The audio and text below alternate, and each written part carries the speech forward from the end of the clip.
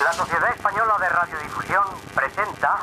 Ser... ¡Aquí va la radio! Podcast. Siempre. Episodio 62. Transexuales satánicos en tu zona. Hola a todos, ¿qué tal, Nerea?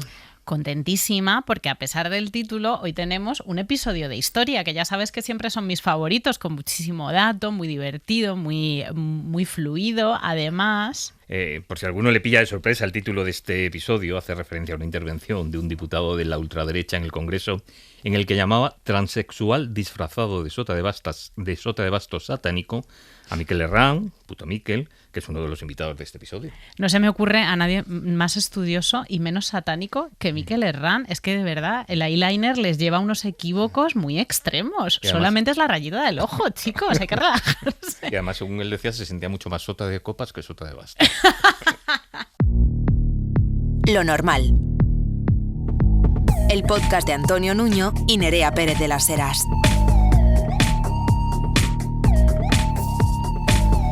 Un podcast normal.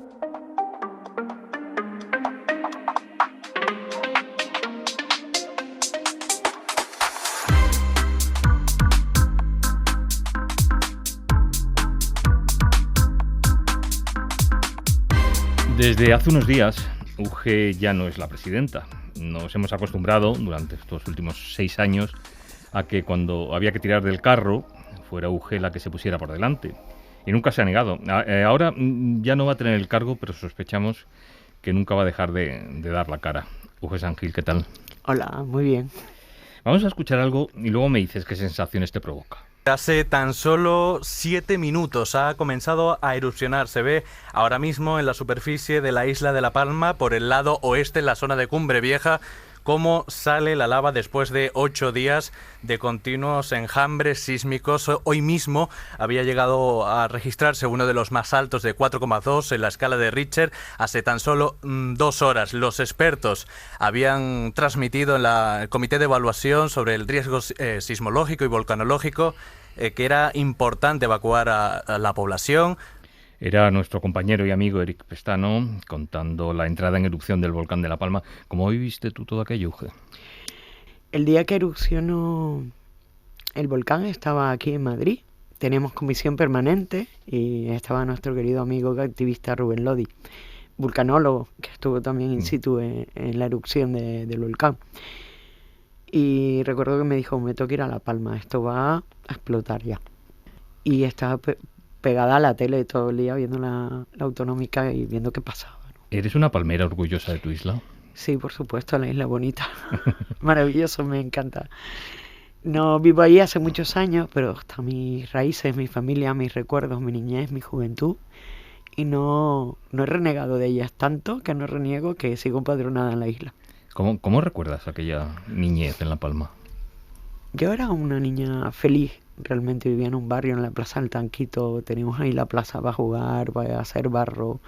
Nos íbamos a un estanque ahí por detrás, cogíamos renacuajo. Me eduqué en un colegio de monjas y fui muy feliz ahí también. Y lo único que sí tengo que... Pero bueno, que lo vive cualquier persona LGTBI, más y más en esos años. Yo nací en el 68. Ese silencio, ¿no? El silencio de la diversidad no existe, o ese murmullo de esos malos, esos pecados. Fíjate que hemos leído que la primera vez que oíste la palabra tortillera designaba algo muy malo. Uh-huh. ¿Cómo se siente uno o une cuando en un sitio tan pequeño como La Palma se siente que no está dentro de la cis heteronorma? Se siente mal porque al final no te realizas, ¿no? Es tanta la homofobia o la lesbofobia interiorizada, ¿no? Que no te atreves. Fue en el patio de mi casa, ¿no? Con mis amigas del barrio, cuando oí esa palabra, ¿no? Y fue ya tabú, pecado. La sociedad ha castrado mi juventud, ha castrado mi primer amor, ha castrado mi sexualidad. Por el silencio, por asimilar esa palabra a algo malo y porque te da miedo. Aún hoy, cuando llegas a La Palma, a mí me han pasado cosas curiosas, sientes respeto, ¿no? Porque fue un lugar también de represión, ¿no? Pero la isla no tiene la culpa. Creo que eres o eras una persona religiosa. Sí, Sí, me eduqué en un colegio de monjas, en las dominicas, en la Sagrada Familia. Y no me avergüenzo, además de que se me haya dado esa educación. Creo que esa educación me ha dado valores en la vida. E incluso intenté entrar en las dominicas como misionera, que luego eso se abortó, pero más adelante me fui a un convento de clausura, hice una experiencia de 33 días. Y yo no me arrepiento de eso porque aprendí y crecí como persona. Creo en los valores del Nuevo Testamento, pero no creo en la Iglesia. ¿Crees que es compatible con ser una persona no binaria, esa experiencia religiosa? Sí, para mí sí, porque al final esa experiencia yo la he vivido, la he hecho a mi manera y me quedo con lo bueno, con los momentos espirituales, con mis meditaciones, con las cosas buenas. Y eso me ha hecho también conocerme a mí misma, ¿no? Uge, en la sopa de letras que nos representa no aparece NB, no binaria. ¿Crees que la gente, incluso dentro del colectivo, sabe lo que es una persona no binaria? Creo que falta mucha pedagogía, dentro y fuera, ¿no? Y también creo que las personas no binarias o transgénero, y a mí me gusta más denominarme una persona transgénero, necesitamos contarlo, necesitamos hacer pedagogía de nuestra realidad, porque nos han educado en 2 géneros. Y cuando yo empecé a oír hablar de esto, empecé a encontrarme, muy mayor además, ¿no? Empecé a encontrarme y decir, pues esto es lo que soy yo. Necesitamos contarlo con calma, sin ruido, desde la intimidad, que es como me siento que soy. ¿Lo del DNI se soluciona poniendo una categoría más o eliminando todas las categorías? Yo lo eliminaría todo porque tampoco sirve para nada. Volvamos a ese repaso biográfico que estábamos haciendo. ¿Por qué te marchaste a Tenerife? Bueno, pues es la migración de todas las personas que vivimos en las islas no provinciales de Canarias, ¿no? Y te vas a estudiar. Pero también era una ansiedad. Yo recuerdo mi primer día en Tenerife, al día siguiente de llegar y pasar por el puente del Padre Ancheta. Me quedaba en el colegio mayor de las dominicas en Geneto, y pasear por el puente y decir, ¡wow! ¡Qué libertad! ¿No? Y el mundo se hacía más grande ya, o sea, ya no vivías en una isla más pequeña con menos kilómetros, sino que la isla se hacía más grande, y en ese puente ves esa autopista del norte y era como, ¡qué libertad! Cuéntanos qué es Algarabía y cómo nació. Bueno, Algarabía fue una asociación LGTBI+. Tenerife fue pionera en Canarias en la creación de un colectivo hace ya muchos años. Y hasta que un día unos compañeros fueron a un acto de memoria en Fuerteventura con el colectivo Altijay, y la gente de Altijay dice, pero ¿cómo en Tenerife no hay nada? Y estos compañeros, Mauri, ya desaparecido, y Pancho, pues llegaron con la idea de crear algo en Tenerife. Y un día, que estudiaba con ellos, con Pancho, me dijo, oye, queremos hacer algo en Tenerife, una asociación LGTB. Uge, ¿tú qué crees? Digo, venga, vamos. Y ahí nos tiramos a la piscina. Y ahí fui yo digo que nací con el matrimonio igualitario y dejé de ser presidenta cuando el recurso de la vergüenza fue retirado por el Tribunal Constitucional, ¿no? Entonces fueron 8 años de presidencia, de sacar un colectivo adelante maravilloso. Yo desde el segundo día decía, mi madre, ¿dónde me he metido? Pero bueno, al final te tiras a la piscina y creo que salieron cosas muy bonitas. Hoy Algarabía ha desaparecido, pero han crecido alrededor otras entidades, y en Tenerife hay un montón de entidades LGTB o trans que están haciendo mucho por la isla. ¿Es cierto que saliste del armario públicamente en una intervención en televisión y que tuviste que llamar a continuación a tus padres para explicárselo? Sí, yo no lo llamo, me llamaron ellos, pero sí. En ese inicio llegó el 17 de mayo y fue la primera vez que se presentaba el 17 de mayo, Día contra la homofobia, bifobia, transfobia en España.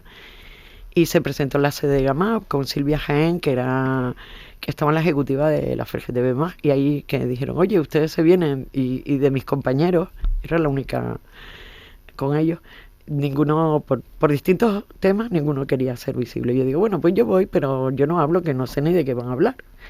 Y ahí que me fui. Y a la vuelta, bueno, pues Televisión Autonómica llama que querían entrevistarme. Yo dije que sí, y cuando ya terminó todo y lo iban a poner, digo, Dios, que en mi casa... Bueno, mis hermanos sí sabían, pero mis padres no. Digo, no saben nada. Y me fui corriendo al trabajo y oía el teléfono. Resulta que mi prima cogió el teléfono y dice mi madre, no puedo creer que tú seas de esas. Y mi prima le dijo, yo no, pero parece que tu hija sí. Bueno, ahí hubo un poquito de, ¿por qué lo tienes que decir? Y hubo un par de días, 2 o 3 días de silencio, ¿no? Y una de las primeras palabras que oí fue, en todas las casas hay un garbanzo negro y en esta eres tú. Pero bueno, esto se ha solucionado con el tiempo. Te hemos oído hablar muchas veces fuera del ámbito de lo meramente LGTBI+, de la discapacidad. Cuéntanos por qué ese discurso es tan importante para ti.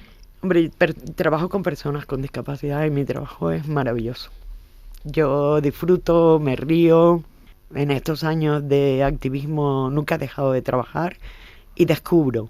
Yo he descubierto la inocencia, he descubierto la espontaneidad de la diversidad con las personas con discapacidad.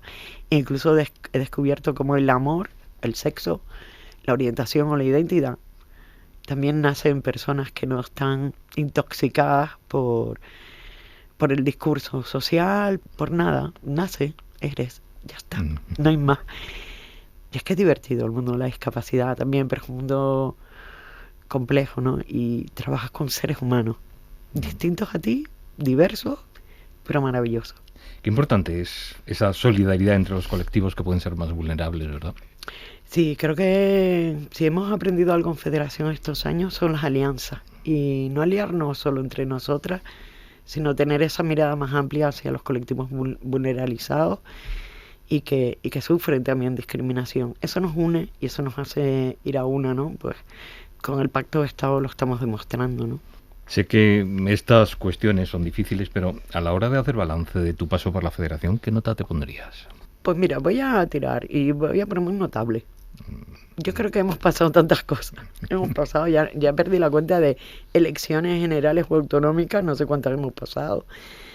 La pandemia, el volcán, la gran lucha por la ley, la exposición a las personas trans, lo duro que ha sido, noches y noches y reuniones y buscar estrategias. Y es verdad, no pongo el sobresaliente porque en esa ley faltan cosas. Se ha hablado y se ha escrito mucho de tu labor de intermediación con el Partido Socialista para que saliera adelante y para que lo hiciera de la forma más exitosa posible. ¿En qué consistió esa intermediación, si es que existió? Sí, bueno, es que es una historia enorme, ¿no? Yo recuerdo sobre todo la última reunión donde aceptaron la autodeterminación, que era donde estaba aquí el mojo de la cuestión. Y habíamos convocado una rueda de prensa. Hay cosas detrás, ¿no? Y habíamos mandado un correo diciendo que teníamos rueda de prensa tal día a tal hora. Y Moncloa se asustó, porque bueno, les llegó el correo. Y yo recuerdo viajar el domingo de Tenerife a Madrid. Cuando bajé del avión tenía varias llamadas desde Moncloa, del equipo de Carmen Calvo. Y tenía también un mensaje de por favor, llame urgente. Yo llamé a mis compañeros, digo, tengo esto aquí, pero me lo voy a tomar con calma. Llegué al hostal, me bajé, esperé que llegaran los compañeros y llamé. Y, oye, Euge, no, te llamamos para una reunión mañana. Digo, ¿a qué hora? No, es que tengo una rueda de prensa. No, pero... No, adelántala y yo voy a la reunión a Moncloa y tal. Y esa tarde, bueno, nos adelantaron la reunión, les interesaba mucho, no querían que denunciáramos públicamente con nombres y apellidos. Fuimos a la reunión. Cuando llegamos allí habían convocado a una persona que no sabíamos, de la administración también, entonces se nos cayó toda la estrategia que teníamos. A todas estas, a las 12 de la mañana también llamada a Carla, vamos a hacer esto, ¿qué te parece? O sea, al final esto ha sido muy colectivo, ¿no? Ya hablé de la importancia del nombre, hablamos también de cómo se leen los correos de FGTB y más en Moncloa, por ejemplo, y nos levantamos y yo digo, se acabó, nos vamos porque tenemos una rueda de prensa y no se vayan así enfadadas, no sé qué, nos fuimos. Y en el camino a la Plaza Pedro Acerola yo le dije a las compañeras, vamos a rebajar un poquito. Y así hicimos y a la hora me llamaban de Moncloa y me dijeron, aceptamos sin testigos. Y así fue, más o menos contado rápido. Y fue un alivio, ¿no? Luego ya nos llamó el Ministerio de Igualdad, que sí, que tiraban. Ahí les dijimos algunas cositas como faltan personas no binarias, migrantes y menores, lo he dicho varias veces, y la respuesta fue nosotros aquí también nos paramos. Y durante esos días también se negoció con Moncloa otro tipo de cosas para las mujeres lesbianas que había tienen y conseguimos algunas cositas más que no son menores evidentemente, pero que bueno, yo recuerdo estar en la embajada americana como era en torno a Orgullo, pues allí en las recepciones y en una esquina hablando con Moncloa, hasta que un día ya me llama Carmen Calvo y me dice, se sube la ley. Y luego hubo otro momento importante que fue esa unión y esa unidad entre todos los colectivos del Estado español. Yo recuerdo llamar por teléfono a Marc Ambroyer y decirle, ahora sí tenemos que estar todas juntas. Y un 10 de diciembre, fue un poco después, unos meses después, salimos a las calles. Carmen Calvo, ¿esta ley se aprobó a pesar de Carmen Calvo o Carmen Calvo tuvo que asumir que no había otra salida? Yo creo que tuvo que asumir que no había otra salida, porque era eso. De hecho, el que la dimitieran unos meses después, en gran medida era por este tema, ¿no? Porque le puso tantas piedras a esta ley desde una ideología antiderechos humanos, una ideología que es más de la ultraderecha que del feminismo, que puso tantas piedras por unos miedos que no se han producido y que no se van a producir, que eso provoca su salida del gobierno, ¿no? Iba a decir es fácil, pero no creo que fácil no es la palabra. Es entendible la transfobia en ciertos sectores de la derecha o de la ultraderecha, pero ¿cómo se entiende la transfobia desde la izquierda? Pues yo no la entiendo, y además que yo creo que esa transfobia viene del miedo a perder poder. Hay un tema ahí que tiene que ver con la pérdida de poder, con que el Ministerio de Igualdad no lo tuvieran ellas, que llevaban toda la vida ahí mangoneando y haciendo que como dirección de igualdad general o demás. Yo recuerdo reunirme unos años antes con la directora de Igualdad, Soledad Morillo, y decirme, es que yo no soy una mujer menstruada o no menstruada. Y digo, cuando se te va la regla, ¿qué eres? Y cuando la tienes, pues no menstruas. Pero si es que no estamos diciendo nada que no exista, de verdad. Sí, y luego tú defínete como quieras, no te estamos obligando. Creo que viene desde el desconocimiento, desde el ego, ¿no? De la pérdida de poder. Y porque antes no pasaba eso. Ahí ha estado Carla Antonelli en el Partido Socialista, la han aplaudido, ha sido amiga de ella, y luego la han apuñalado, la han insultado, la han calumniado. En estos años has tenido que negociar con dos ministras de Igualdad, con Irene Montero y con Ana Redondo. Como tú no eres de las que te muerdes la lengua, ¿con cuál de ellas ha resultado más fácil? Redondo, la verdad que poco negociado, porque pues bueno, lleva escasamente un año y tal. Pero es más humilde Irene Montero. Y creo, y yo lo he dicho, no es la primera vez, que Irene Montero, con toda su buena intención, no lo sé, pero se aprovechó de nuestras demandas para jugar con unos y otros colectivos, para también dividirnos y enfrentarnos. Esto lo he vivido y lo he visto. Yo creo que en el fondo a ella le daba igual que se aprobara la ley o no. A ella lo que quería era visibilidad mediática, porque si no, no nos hubieras puesto tanto a las personas trans. Y esto me pueden caer, pero allá que me caiga donde quiera que me caiga, me da igual. Te van a caer. Sí, pero me da lo mismo, ¿sabes? Yo tengo mi trabajo, el activismo lo hago porque creo en los derechos humanos, pero lo he vivido. ¿Cuál ha sido el momento más difícil que has pasado en tus años de presidencia en la Federación? Bueno, quizás hay de todo, ¿no? También a la interna me ha llovido, algunas cositas. Para mí el momento fue esa negociación de la ley. Yo creo que eso ha sido duro y recuerdo que yo no sé, yo creo que la pandemia nos salvó, porque en el sentido que estábamos encerrados en casa y teníamos mucho tiempo, pero fue duro buscar las estrategias, buscar cómo convencer. El Partido Socialista aquí, hubo gente muy buena, ¿no? que nos apoyó, que por detrás venía y nos decía y nos contaba, y teníamos mucha información de un lado y del otro, y eso fue lo más difícil, y mantener la calma. Se ha hablado mucho sobre la importancia que tuvo la implicación del colectivo en la victoria de las izquierdas, el 23J. Recordemos que desde la Federación se desplegó la campaña No votes derecha. ¿Hasta qué punto crees que el voto LGTBI+ fue decisivo en esas elecciones? Yo creo que nuestra campaña fue la antesala de la campaña realmente, y creo que el colectivo LGTBI sabe lo que puede pasar con la ultraderecha, ¿no? Y nos dirigimos al colectivo porque nuestras vidas pendían de un hilo con una ley recientemente aprobada que no se ha implementado. Hicimos unas imágenes, ¿no? Las imágenes eran unas en blanco y negro y otras en color. Nosotros sabemos que es la alegría, que es lo que es manifestarnos desde el orgullo, sabemos qué sociedad queremos, y mostramos al colectivo y a la ciudadanía qué es lo que nos esperaba o qué es lo que nos puede esperar, y eso yo creo que ayudó mucho, y hablando con algún analista político nos han dado las gracias por esa campaña, porque creo que no solo al colectivo LGTBI, sino que influenciamos en otras personas de la sociedad que además tienen familias LGTB, y creo que influimos bastante en esas elecciones. También en los últimos años hay una crítica que se repite con relación al orgullo, sobre todo desde los sectores más críticos del colectivo. La progresiva mercantilización de la celebración, un cierto pinkwashing que no agrada a mucha gente. ¿Qué tienes que decir tú a esto? Pues yo estoy de acuerdo con esas críticas, siempre lo he dicho, y desde que estoy ahí yo he intentado cambiar algunas cosas, pero es imposible. Yo siempre decía que tenía como una herencia envenenada, que es el orgullo tal y como lo conocemos en Madrid. Pero también tengo claro una cosa, que no nos podemos ir de ahí.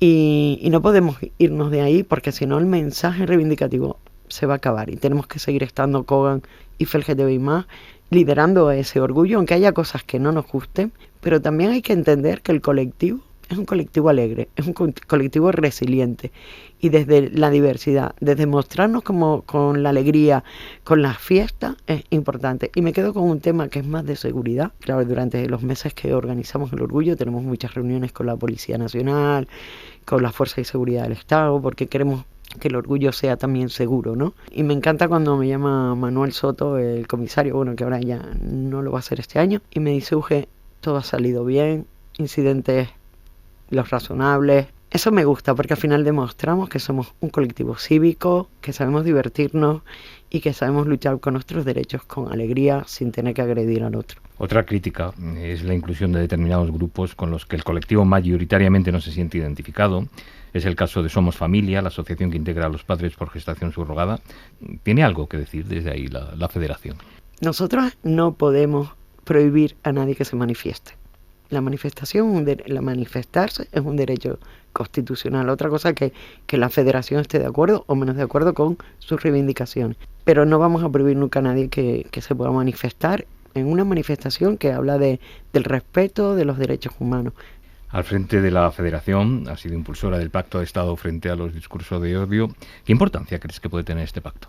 Yo lo que digo que el pacto tiene que ser real, que no puede ser un papel mojado y un queda bien, y que hay partidos como el PP que lo está apoyando, que luego se tiene que mojar y ser real, y que no es un pacto solo para las personas LGTBI+, es un pacto que va a proteger a las personas migrantes, a las mujeres, a las personas sin hogar, y que ese pacto tiene que ser real, no puede ser un pacto vacío o lleno de palabras, pero vacío en la acción, y que tenemos que empezar a trabajar por eso. Luchar contra los discursos de odio es luchar contra la discriminación, ¿no? Contra los delitos de odio. ¿Crees que la gran lucha de la nueva presidencia va a ser intentar evitar que los gobiernos de la derecha y la ultraderecha sigan derribando derechos y libertades del colectivo? Creo que la nueva presidencia de LGTBI+ tiene que luchar por esto, pero también tiene que avanzar en derechos, estos que se nos quedaron allá atrás, y tiene que hacer algo que es importante, que no hemos podido hacer en esta legislatura, que es la pedagogía, hablar con la ciudadanía, salir del ombligo LGTBI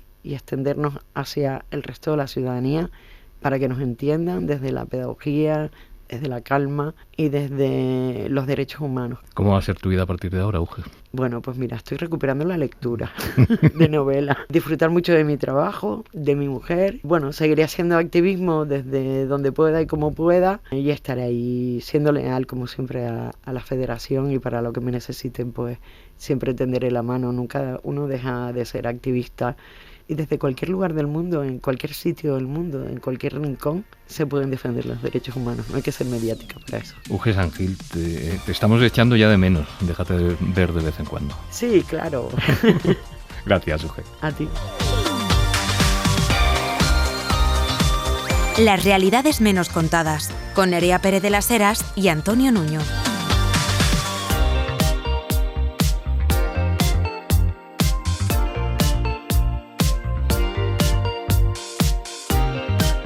Heartstopper es la serie LGTBI del momento. Hay quien critica que es una visión un tanto edulcorada de la realidad.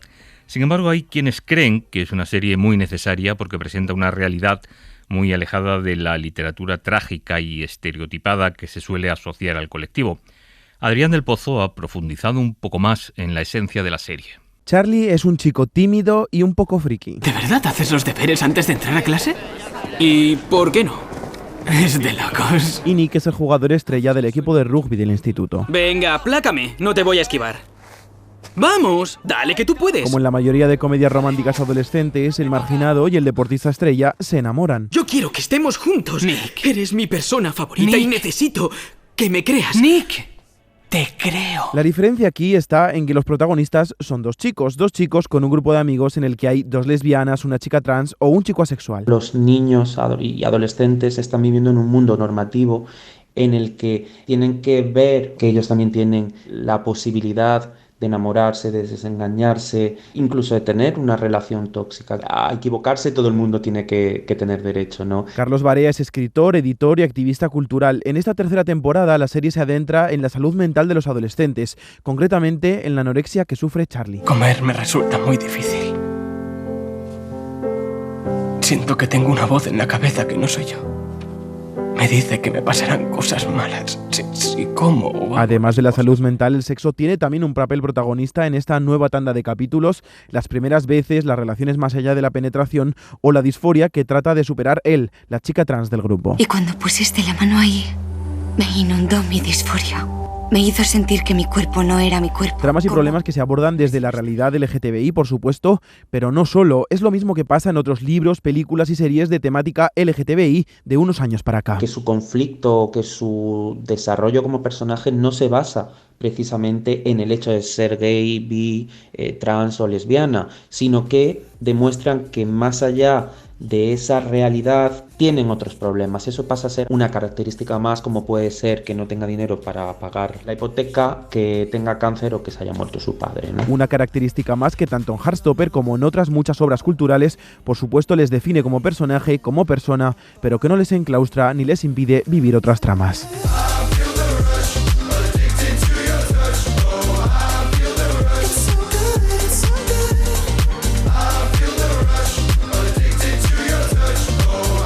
Pero ¿cómo va a haber un maricón en Atapuerca? Seguro que esta pregunta pasará por la cabeza de más de uno cuando vea la cubierta del último libro de Miquel Herrán, Sodomitas, vagas y maleantes, historia de España desviada de Atapuerca a Chueca, que no solo tiene este título tan estimulante, sino que también tiene una preciosa ilustración de portada con 2 soldados de los tercios de Flandes morreándose. Miquel Herrán, más conocido como Puto Miquel, es doctor en arqueología y divulgador de historia en redes sociales, además de colaborador en varios medios de comunicación. En esta historia desviada de España, desafía y completa, según el caso, el relato hegemónico desde las cavernas hasta los cuartos oscuros, con mucho rigor y con muchísimo humor. ¿Qué tal, Miquel? Muy bien, me ha gustado mucho desde las cavernas hasta los cuartos oscuros, la verdad. Es un poco me lo lo tenía mismo, que haber apuntado. ¿No? Sí, no se me ocurrió mientras estaba escribiendo y de repente digo, hostia, eso es verdad. Bueno, está bien de faja para la siguiente edición. Miquel, ¿cómo se investiga la historia que se ha hecho desaparecer? ¿Cuál es la metodología, tú que eres académico? Bueno, cambia un poco dependiendo de en qué periodo estemos, ¿no? Si pensamos en, por ejemplo, la prehistoria, que es donde empiezo, y de hecho esos capítulos son los que utilizo más un poco para hacer la base teórica, hablamos mucho de la etnografía, por ejemplo, ¿no? Que nos permite conocer la diversidad en otros grupos humanos que no han sido, digamos, afectados por la expansión de Occidente, la expansión colonial, etcétera. Si pensamos ya cuando nos acercamos un poco más en el tiempo, muchas veces es leer con intencionalidad, haciendo esas preguntas a las fuentes escritas, cuando sabemos que, por ejemplo, quien está hablando no tiene esa vivencia, sino que está escribiendo desde fuera, ¿no? Por ejemplo, tenemos a los romanos hablando de la sexualidad celta como algo abyecto, o tenemos autores que hablan de lo que podríamos decir como maricones, los quinaedus, por ejemplo, como algo de lo que burlarse. Si pensamos, por ejemplo, en el lesbianismo, casi siempre ha estado escrito desde una perspectiva masculina. Y luego ya, si nos acercamos más a la Edad Moderna, tenemos los procesos judiciales que, por supuesto, con todo el interrogamiento que se hace a las acusadas, nos permite conocer un poco las vidas anteriores, ¿no? Y cómo se crean estos organismos y sobre todo estos mecanismos de represión y de ordenamiento de los cuerpos y en este caso las sexualidades también diversas. Uh-huh. Usas el término, te preocupa mucho no caer en anacronismos, no nombrar cosas cuando no existían, y decides utilizar el término desviados. Uh-huh. ¿Con qué criterio? ¿Cómo fue esta decisión? Bueno, el desviado o disidente al final es un poco el término que me permite también ir a través de los tiempos, porque al final, cuando pensamos en la disidencia, se construye en relación a la norma, y si la norma ha ido cambiando, la disidencia también, ¿no? Mientras que si utilizamos términos como homosexual, por ejemplo, sí que estamos creando una categoría fija que cuando transportamos, y a menudo se ha hecho a la antigua Grecia o a Roma, llevamos muchos problemas porque estamos equiparando dos cosas que no tienen nada que ver. Entonces, yo me interesaba más en lo disidente, lo desviado, precisamente porque permite ver cómo la norma ha sido una constante a lo largo de gran parte de la historia. Si pensamos sobre todo a partir de que empiezan a surgir lo que llamamos pues a lo mejor estados, jerarquías y órdenes sociales que se basan en construir una normalidad frente a una otra edad, que sirven para, por ejemplo, controlar la sexualidad femenina, controlar la reproducción y los cauces de reproducción, y tiene mucho que ver con eso, ¿no? Entonces, si hablamos de disidencia o de desviados, eso nos permite ver qué formas ha adoptado lo mismo, ¿no? La discriminación, podríamos decir, en base sobre todo al no cumplir los mandatos de la masculinidad y de la feminidad hegemónicas, ¿no? De ese orden de cómo tiene uno que relacionarse, reproducirse y vivir, pues, su cuerpo y su vivencia. Al final ese es el mayor mecanismo que encontramos y la constante que encontramos desde la prehistoria hasta hoy. ¿Y quién ha hecho funcionar principalmente ese mecanismo? ¿Quién ha decidido quiénes eran los desviados? ¿Religiones, gobiernos? Bueno, por un lado, primero han estado las condenas morales, ¿no? Que tienen mucho que ver con nuestros propios sesgos y que a veces han encontrado un ordenamiento religioso. Si pensamos en nuestra historia está obviamente la Iglesia Católica, ¿no? Si pensamos el cambio que supone, por ejemplo, el orden de la sexualidad de la antigüedad, en el que el sexo es un acto de poder, y no hablamos tanto de homosexualidad en Grecia o en Roma, sino de, por ejemplo, pues eso, un hombre, un ciudadano romano imponiendo la jerarquía social y sodomizando, o bueno, teniendo sexo anal con otros hombres, pero no tanto por el cuerpo que tuvieran, sino por el hecho de repetir la jerarquía social como activos versus pasivos, digamos, ¿no? El penetrante versus el penetrado. Si pensamos en eso, la Iglesia cambia todo ese ordenamiento a partir de el mito de la destrucción de Sodoma, que encontramos en el Génesis, y esta idea de que es un pecado que va en contra del orden divino. Entonces, la moral está por un lado, lo que sirve para justificar y para dar esa patina de respetabilidad a por qué perseguir algo y por qué algo que nos interpela, porque era una afrenta a la masculinidad ya en Roma, de repente encuentra una justificación religiosa, mística, divina, y por tanto pues ya puedes justificar que tu odio, digamos, o esa persecución obedece a un orden superior. Eso, por otro lado, justifica luego leyes, ¿no? Si pensamos en... De hecho, me hace mucha gracia porque en el libro hablo de los grandes reyes de la historia de España, pero son ellos los que han marcado más estas leyes contra el sodomita, ¿no? Por ejemplo, Alfonso X en las 7 partidas, los reyes católicos en la pragmática medina del campo y Felipe II. Son los grandes reyes que tenemos, pero a su vez son los que más han legislado en contra de lo que viene a ser la sodomía masculina y la sodomía femenina, luego como la sodomía imperfecta en ambos casos. Entonces, esto, por otro lado, crea otra justificación, pero si luego nos vamos más recientemente, cuando la religión ya pierde esa fuerza como causa de la justificación, si pensamos a partir de la Ilustración, ¿no? La Ilustración, de repente tenemos que tener otra justificación para legislar que no sea Dios, y entonces es cuando la medicina empieza a cobrar más importancia y nacen las categorías, pues, que conocemos hoy en día como categorías de enfermos, ¿no? La de homosexual, transexual y un montón de categorías que no han llegado hasta nuestros días porque no han tenido tanta permanencia, como el uranista o bueno, el polisexual, etcétera. Cuando se toca la historia, sobre todo la historia de España, y dentro de la historia de España, sobre todo la historia del Imperio, la gente se pone súper nerviosa, la gente conservadora, obvio. Te tachan de revisionista, o sea, la reacción es muy virulenta, lo vemos todos los 12 de octubre. ¿Cómo lidias tú con esta reacción? Bueno, uno lidia como puede, ¿no? Al final... Creo que si pica y si escueces porque algo se está haciendo bien, creo que muchos utilizan la historia como un cuento para sentirse mejor, para levantarse los ánimos, y tristemente la historia no es eso. Tristemente la historia está cargada de violencia, está cargada de injusticias que tienen que subrayarse, y si las subrayamos entendemos cómo hemos construido mecanismos que operan hoy en día, ¿no? Entonces yo a esa gente cuando ataca y cuando me dice cualquier cosa, yo siempre les animo a buscar otros mecanismos de terapia que no sean la historia, precisamente, porque hay otras cosas que te van a consolar más que leer lo que pasó hace 500 años, porque al final es eso, ¿no? Se niegan a reconocer las partes incómodas porque para ellos es un mecanismo de celebración y eso nos hace no ser ya no objetivos, sino censurar las partes que no encajan con lo que nosotros queremos ver en ese pasado. Pero bueno, me pasa que incluso cuando sugerimos la idea de la portada, hubo ilustradores que se negaron porque decían que no era históricamente correcto tener a 2 soldados del siglo XVI morreándose. Digo, bueno, a ver, tenemos procesos inquisitoriales y tenemos historias de soldados que pues tenían relaciones duraderas y tenían relaciones entre ellos y algunos pues obviamente también relaciones violentas, ¿no? O sea, eso siempre ha estado ahí, lo que pasa es que tampoco lo queremos ver cuando es lo más ridículo del mundo, vaya.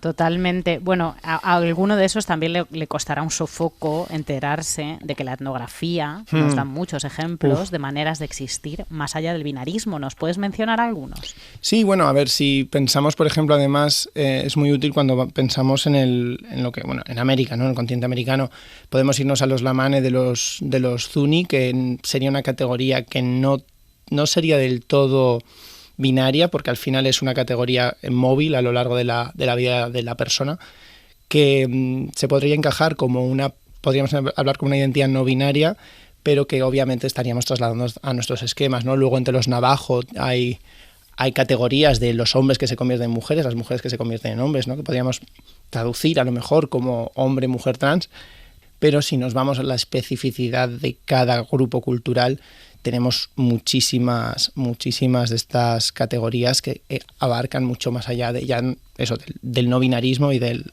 lo que llamaríamos identidades trans. En 2009, en el yacimiento de la Bastida en Murcia, se encontró una tumba particular con 2 esqueletos de personas que murieron alrededor de los 20 años. ¿Qué tenía interesante la tumba BA18 y cómo se interpretó? Bueno, BA18 es una tumba muy interesante porque precisamente es un enterramiento en una vasija, que es un tipo de enterramiento en Totana, o en la Bastida, en el Argar, que se encuentra normalmente utilizado solo para individuos masculino y femenino o para un individuo femenino con un individuo infantil, ¿no? Y por tanto la lectura a menudo ha sido que se trataban de células, podríamos decir, matrimoniales o familiares. Y aquí se encontraron 2 individuos que eran los 2 esqueletos masculinos, aparte de eso con el ajuar propio de hombres de clase media alta, o sea que estamos hablando de que eran hombres de clase de la estructura superior del Argar, que se considera una de las primeras sociedades con Estado en la península ibérica, en el 2500 a.C. Y aquí había un cenotafio, que es lo que, como llamamos en arqueología, a las tumbas que son intencionalmente, se construyen para dejarse intencionalmente vacías directamente. Entonces ese cenotafio simbólico, esa tumba simbólica, era de un individuo infantil al que también se le había dejado un ajuar. Y bueno, pues los arqueólogos interpretaron, el equipo de la Universidad de Barcelona interpretó que se trataba, pues al final, a lo mejor una posibilidad que tenemos, se tratase de una unión sexual que estaba emulando las estructuras familiares que sí que podemos encontrar en la cultura argárica de esa época.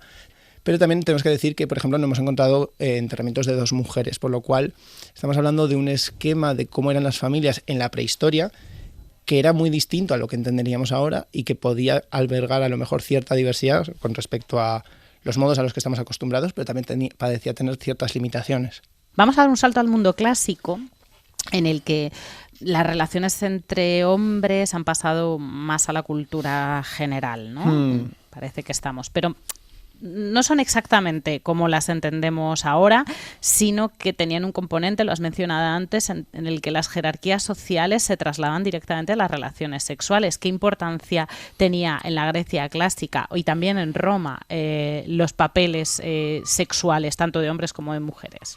Bueno, en el caso de la Roma, o sea, de la antigua Roma, si pensamos en lo que decía Plutarco, era básicamente, si tú eres un ciudadano romano, todo el monte es orégano, salvo que tengas una relación con alguien que está bajo la potestad de otro ciudadano, es decir, la mujer de otro ciudadano o la hija no casada de otro ciudadano.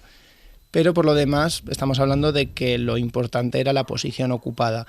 Y ahí esto afectaba tanto a la forma de entender la masculinidad o las relaciones entre hombres como las relaciones entre mujeres, ¿no? Marcial, por ejemplo, escribe de una mujer, Filenis, que le gusta comportarse de forma varonil, que le gusta ir a la palestra, a ejercitar, se pelea con otros hombres, bebe vino, etc.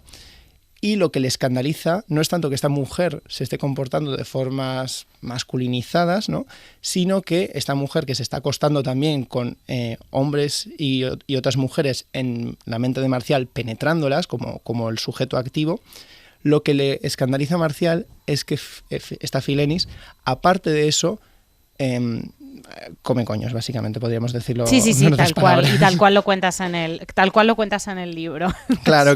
Entonces, ¿qué estamos hablando? De que estamos hablando de un mundo en el que la postura sexual lo que implica es una potestad social, un poder social y una capacidad. Entonces es el penetrante versus el penetrado. Y esto lo traemos de la propia Grecia, ¿no? Si pensamos en el modelo de la Atenas clásica, de lo que pensamos en estas relaciones de Erómenos y Erastés, lo importante era que el ciudadano adulto fuese el que hacía la acción y el joven o el esclavo el que la recibía, ¿no? Entonces son las relaciones precisamente que desafían esta jerarquía tan marcada, bien por el acto en sí, o bien porque el estatus social de las dos personas implicadas es idéntico y por tanto no se puede entender qué está pasando, ¿no? Tenemos relatos de hombres o ciudadanos romanos, por ejemplo, que ellos tenían un esclavo que querían que fuese el activo de la relación, digamos, o sea, también estamos hablando de un mundo con mucha violencia, no estamos hablando de relaciones muy desiguales y al final uno es el amo y el otro es el esclavo. Pero cuando es el ciudadano el que pide ser penetrado, por ejemplo, eso también es motivo de infamia. Es motivo de infamia, que quiere decir también la pérdida de derechos sociales en Roma. Y si hablamos de relaciones entre iguales, esas son muy difíciles de encontrar precisamente porque son las relaciones que se echan a los márgenes, ¿no? En la antigua Grecia, en la Atenas clásica, tenemos que había lugares de cruising, por así decirlo, donde se reunían ciudadanos atenienses para tener relaciones entre iguales. E incluso en la Atenas clásica se criticaba, por ejemplo, a los macedonios, porque los macedonios tenían costumbre de tener relaciones entre iguales, es decir, relaciones entre hombres adultos, y no como las tenían los civilizados atenienses, entre comillas, que eran como un modelo de imposición, sobre todo el modelo de la pederastia griega, que era como un modelo educativo, ¿no? Uh-huh. Vamos a entrar en el orden cristiano, con el que también estamos familiarizados, por desgracia. Sí, demasiado a veces. Sí, demasiado.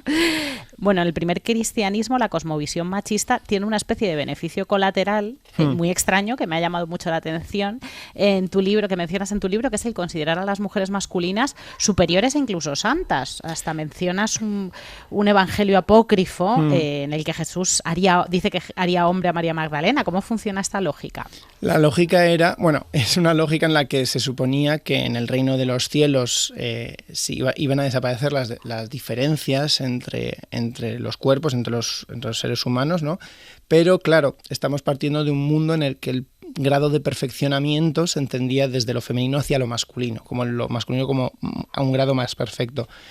Pero en el cristianismo, el cristianismo toma este orden antiguo de lo que se entendía el modelo del sexo, de las mujeres como hombres poco hechos, y lo transforma un poco en esta idea en el primer cristianismo, claro, de que esta equiparación que iba a haber en el mundo en el reino de los cielos iba a ser sobre todo a través de lo masculino, pero básicamente nos íbamos a convertir en seres unisexuados, por así decirlo, pero son las mujeres las que tienen que abandonar, siempre porque además a las mujeres se les ha relacionado más históricamente en el cristianismo con la corrupción del cuerpo, con el pecado de la carne, ¿no? Entonces esa corporalidad, esa menor espiritualidad de lo femenino se adapta a que tienen que básicamente abandonar, por ejemplo, muchos de sus hábitos, ¿no? Entonces, por ejemplo, tenemos historias de estas mulier virilis que se iban al desierto a convertirse en ascetas y por no comer, básicamente, por el ascetismo, entraban en amenorrea, ¿no? Empezaban a no tener menstruación. Y eso se veía como un grado de perfeccionamiento de estas mujeres que estaban equiparándose y elevándose hacia lo masculino. En la formación de la España cristiana, sobre todo a través del proceso de la Reconquista, se empieza a generar una idea del otro, de la que todavía quedan coletazos, y sobre todo contra precisamente musulmanes y judíos. ¿Qué papel cumplen el afeminamiento y la sodomía en esta construcción de la España cristiana?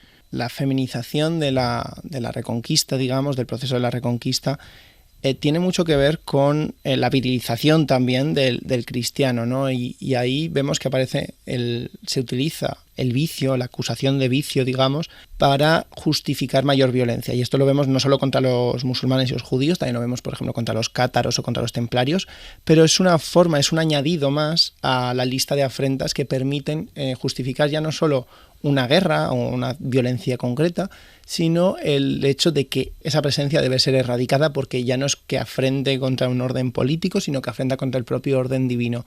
Y aquí tenemos muchos relatos que juegan ese papel. Por ejemplo, si pensamos en el martirio de San Pelayo, el martirio de San Pelayo fue un joven del norte de la península que fue llevado a Córdoba y ahí fue desmembrado. Y la historia del martirio de San Pelayo, que recogen los himnos mozárabes, es decir, la población cristiana más cercana, hablan de que el califa intentó convencer a Pelayo para que se convirtiese al cristianismo y que renunciase a Cristo, y él se negó y por tanto le desmembró. Pero cuando esa historia cruza la frontera, las intenciones del califa empiezan a convertirse más en sexuales, ¿no? Empieza a decirse que Abderramán, que era el califa, intentó, básicamente que le intentó sobrepasarse con el muchacho, y cuando él se negó es cuando le desmembró. Y conforme va alejándose de la fuente, digamos, los himnos se vuelven más y más sexuales. ¿Por qué? Porque precisamente había que construir esta imagen del otro como aberrante en todos los sentidos. Bueno, cuando los cristianísimos conquistadores españoles cruzan el Atlántico, se llevan consigo una forma determinada de entender el género y las relaciones sexuales que, como otras costumbres, pues irán implantando en América a sangre y fuego. Pero ¿cómo era el panorama sexual y de género que se encuentra en la América precolombina? ¿Es cierto que había un espectro de género más amplio? Pues la cosa es que no sabemos hasta qué punto, ¿no? Porque obviamente tenemos las historias y las crónicas de los conquistadores. Por ejemplo, tenemos a Núñez de Balboa sacando al hermano de un cacique de la cabaña porque él estaba travestido, el hermano del cacique, y estaba a punto de embarcarse en lo que él, Núñez de Balboa, dice que era una orgía, y lo lanza a los perros. Claro, no sabemos hasta qué punto esto entraba dentro de una tercera categoría o cómo estaba ordenado, eso por supuesto. Y luego también tenemos que, por ejemplo, Colón empieza a hablar de los indios caribe como caníbales y como sodomitas, y que ellos habían contagiado, ¿no? Habían propagado este vicio a otros indios. Y por tanto tenemos que tener en cuenta que esa riqueza tuvo que existir en algún punto y no fue originada por el proceso colonial. Precisamente sobrevivió sobrevivió a pesar del proceso colonial. Encontramos que la violencia se utiliza más a menudo contra las personas que son mestizas, mulatas, indias, negras, ¿no? Se utiliza mucho más contra esas personas la violencia para condenarlas por travestismo, por ejemplo, de lo que se utilizaba contra los criollos o en la península ibérica contra los españoles. Miquel, nos tenemos que quedar, a pesar de que tu libro llega, si no me equivoco, hasta los 70, que haces un esfuerzo de síntesis absolutamente magistral y además es divertidísimo, pero bueno, me quedo tranquila porque aquí hemos tratado mucho el siglo de oro con las hijas de Felipe y transición y dictadura con un montón de voces distintas. Claro. Ha sido un gusto. De verdad, felicidades, una maravilla. Muchas gracias. Y nada, ya sabemos un poquito más de huecos de la historia LGTBI. Gracias, Miquel. Muchísimas gracias, Nerea.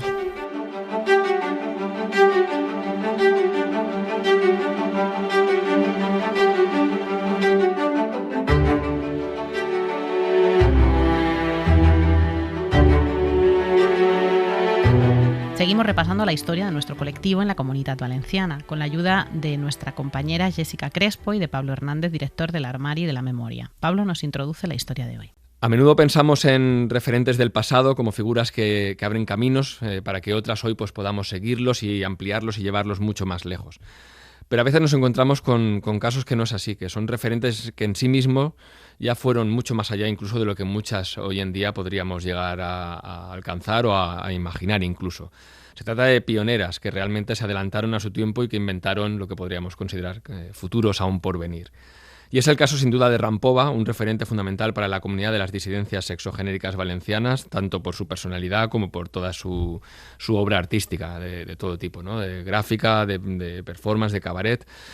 Es una figura tristemente fallecida hace unos años, así que para hablarnos de Rampo, pues pudimos contar con el testimonio, en este caso, de su amiga, y que además es investigadora, doctora en Bellas Artes y profesora de la Universidad Miguel Hernández, Lourdes Santamaría.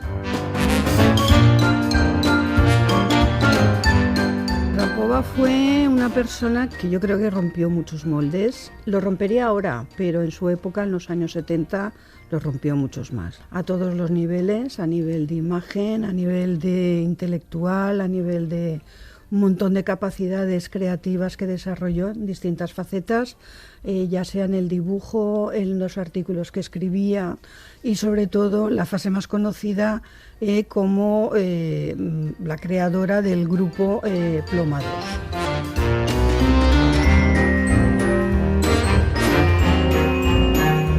Hay muchas cosas por romper y ella la rompió de una manera que tuvo que pagar un precio muy duro por estar en la cárcel, por manifestar una sexualidad que no era canónica en aquella época y que sigue en esta época, por desgracia, hay que seguir reivindicando porque todavía hay pues eso, fuerzas que quieren reprimir este tipo de sexualidad.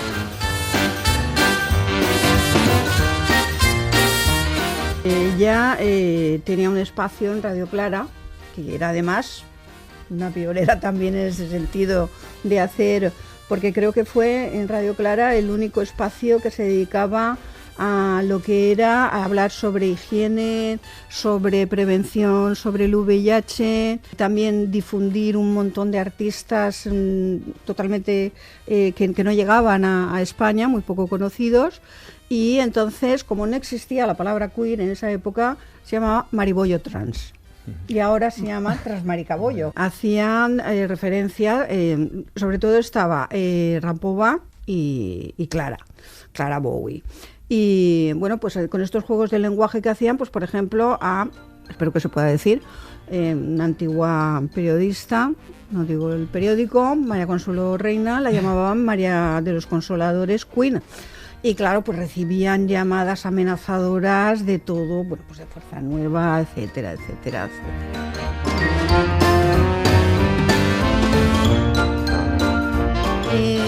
La Rusia de no sé dónde con Marisol y el Japón y Lola Flores. Y era pues una mezcla de todas las influencias que tenía. Sí. Y cogía una canción de Lola Flores y bueno, te la deconstruía y era un alegato pues antimachista, etcétera.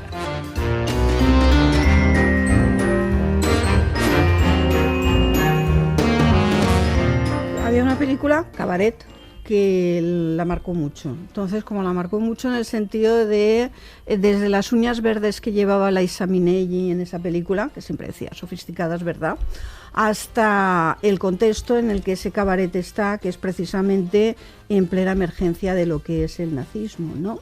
Y cómo ese cabaret, a través de canciones subversivas y con doble sentido, pues contaban algo que igual no se puede decir de una forma más abierta, ¿no? Uh-huh. Y entonces en ese sentido era ese gran referente. Y luego pues Kurt Weill, Bertolt Brecht, Ute Lemper, o sea, toda una serie de referentes muy pensados, ¿no? Jean Genet hacían también ahí, o Pasolini o Fassbinder, era todo pues muy en relación con ese otro discurso.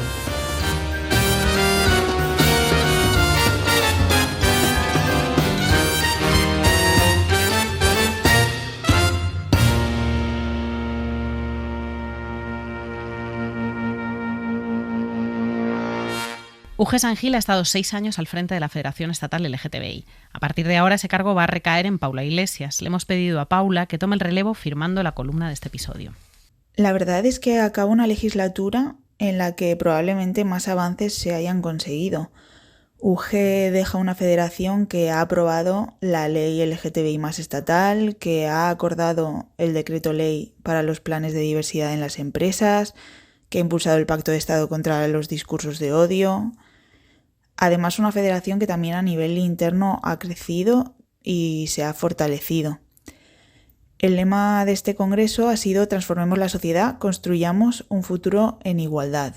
Y yo creo que Uge puede decir que ha contribuido enormemente a esa transformación y a esa revolución social, y que ahora quienes hemos tenido la oportunidad de aprender de ella todos estos años, encaramos el futuro tomando todas esas enseñanzas, ¿no? Para poder seguir poniendo freno a los discursos de quienes nos quieren silenciar, de quienes quieren que retrocedamos en derechos, para seguir también investigando acerca de las problemáticas y las preocupaciones del colectivo, para continuar fortaleciendo las alianzas con otros grupos vulnerables, con los movimientos feministas y también con quienes defienden los derechos LGTBI más allá de nuestras fronteras. Y bueno, en definitiva, para seguir construyendo juntas una sociedad que sea cada vez más diversa, más orgullosa y más igualitaria.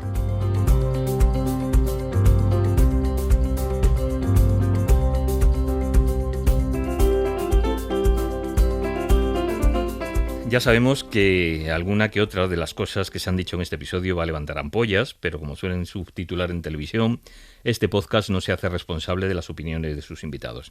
Y mientras no insulten ni se metan con algunos de los miembros de nuestro colectivo, las opiniones van a ser siempre libres. Aquí siempre tendrán su espacio, claro que sí. Nos vamos ya, María Jesús Rodríguez, Pablo Palacios, Jessica Crespo y Carlos Rodena. Hasta el próximo episodio.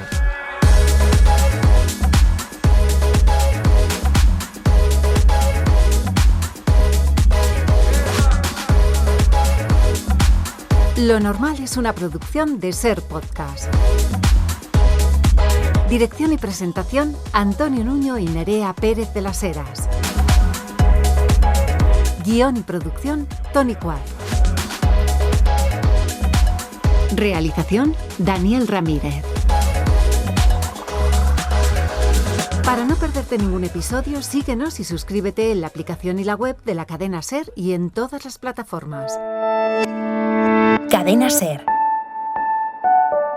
La radio.